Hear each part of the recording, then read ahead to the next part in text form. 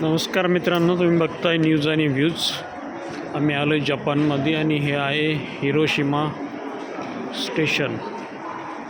1945ला अमेरिकेने इकडं अणुबॉम्ब हल्ला केला होता.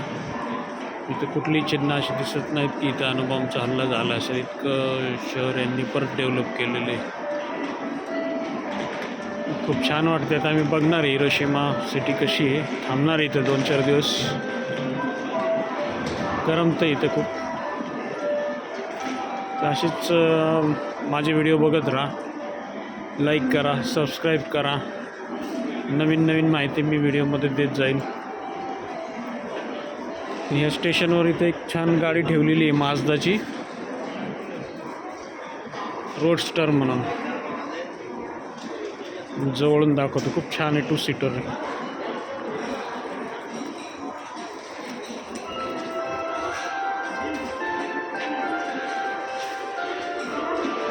भेटूयात मग अशाच नवीन माहितीसाठी.